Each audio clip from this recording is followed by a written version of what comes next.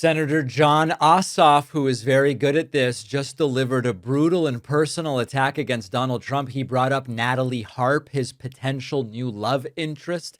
He said, "Why have we been lied into yet another war?" And this is, of course, going to extraordinarily trigger Donald Trump, who has already started to attack Jon Ossoff. And he referred to him as Pinky Herman.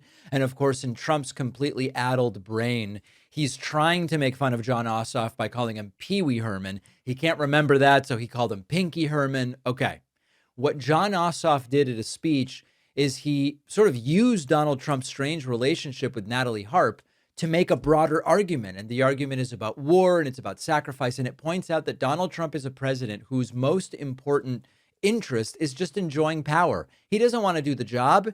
He wants to have people cheer for him and play the proud to be an American every time he walks into a room, but he doesn't really want to govern.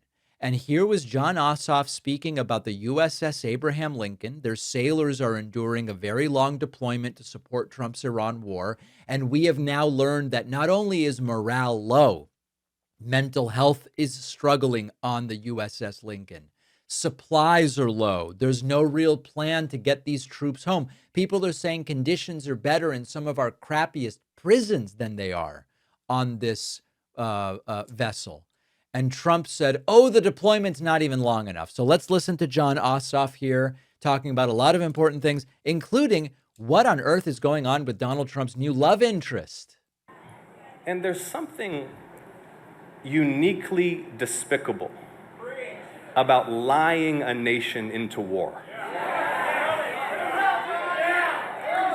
Treating citizens as fools and those who serve as pawns.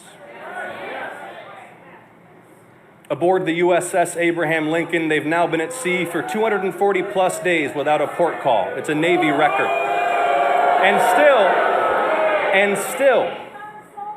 still they serve with excellence.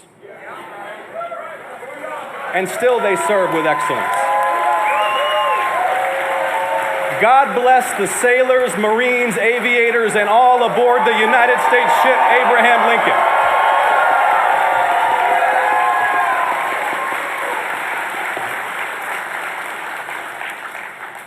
See, they don't expect luxury. They'll endure hardship. But they deserve competent leaders who send them into combat only when necessary, and with decisive clarity of purpose, not fools who lie about the purpose and progress of war.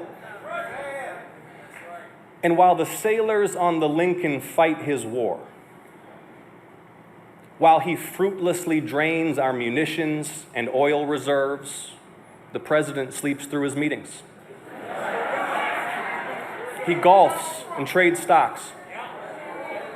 See, he doesn't want to do the job.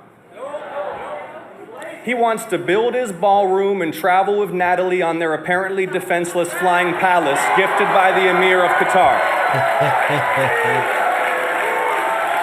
Listen, Ossoff knows exactly what he is doing with this whole travel with Natalie thing. We've been talking about the very close relationship with executive assistant Natalie Harp. According to the reporting in the book Regime Change, Harp leaves Trump these personal notes. You're all that matters to me. And follows Trump around with a portable printer, feeding him flattering articles and social media posts, and runs alongside his golf cart, keeping him updated, and has a lot of influence, by the way, over what Donald Trump does. And Trump is reciprocating. He goes, oh, she'll never leave me. No one loves me as much as Natalie. Everyone else will leave for more money, but Natalie will never leave me. So it's a bizarre relationship. And it's highly relevant politically because, of course, presidents need staffers who will deliver bad news or who might challenge terrible ideas and would say, hey, you know, sir, with tears in my eyes, the evidence contradicts what you're going out there and saying. But Donald Trump doesn't want that. So he surrounds himself with people who compete to prove that they're devoted to him and they maintain this imaginary version of reality. And if we're in a war, that is very dangerous. Now, Ossoff also talks about the Flying Palace. That is the 747, the luxury 747 that Qatar gave Trump. And they had the security scare in Turkey where Natalie Harp and Trump were moved in a catering truck to a decoy, off of what became a decoy plane onto a different plane. And Marco Rubio, the Secretary of State, was left behind. And Scott Bessent was left behind. And the press corps were left behind. Why does Natalie Harp have this level of access? These are really reasonable questions to be asking. And Ossoff seems to know that the implication of a romantic relationship between Trump and Natalie Harp in the context of Trump's failed relationship with Melania are really going to send him for a loop. Now, Trump also, as Ossoff says, sent a nation to war with lies.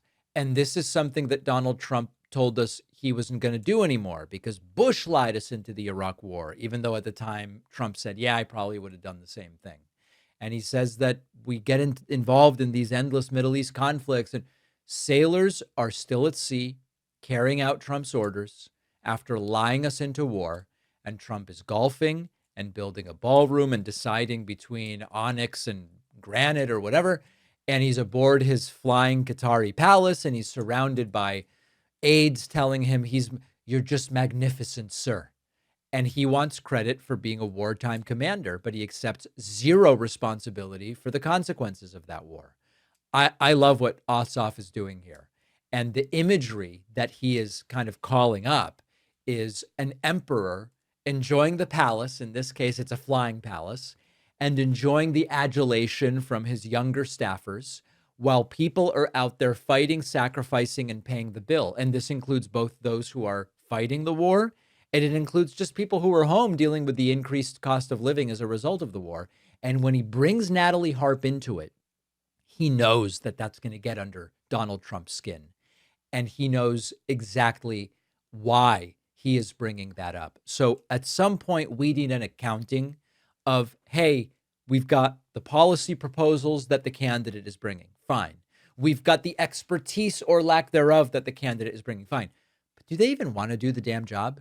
Because Trump is simply not interested. And according to Maggie Haberman, who is one of the co-authors of the book Regime Change, she recently said she estimates from her conversations with Trump and people around him, 70% of Trump's time is focused on his pet projects, the ballroom construction, the retrofit of the Qatari flying palace, the slit in his rubber that someone supposedly made with a box cutter in the reflecting pool. This is the stuff that Trump is spending 70% of his time in. So it's totally important to think about, oh, what would this person do as policy if we elected them? That matters.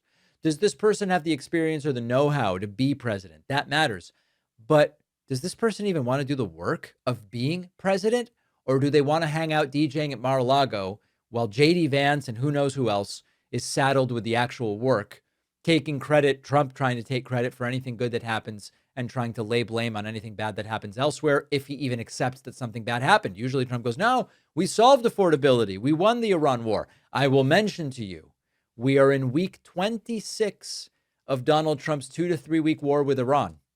And if there's any upside, I guess it's that the war has gone on so long that Donald Trump has now claimed to have won it something like 45 times. And if you think that what's going on with Iran is wacky, just wait till you see what's going on with the two Koreas. I don't have a cat myself, but I have spent enough time around friends' cats to know that there are picky cats when it comes to food. If they don't like it, they won't eat it. But one of my friends has had a ton of success switching to Smalls cat food. Before Smalls, mealtime was very hit or miss. The cat gets excited now. Our sponsor, Smalls, is fresh, human-grade cat food made with real ingredients, no fillers or artificial stuff, high protein, gently cooked, promotes digestion, delivered right to your door. My friend did a side-by-side with the old food and Smalls. The cat went for Smalls.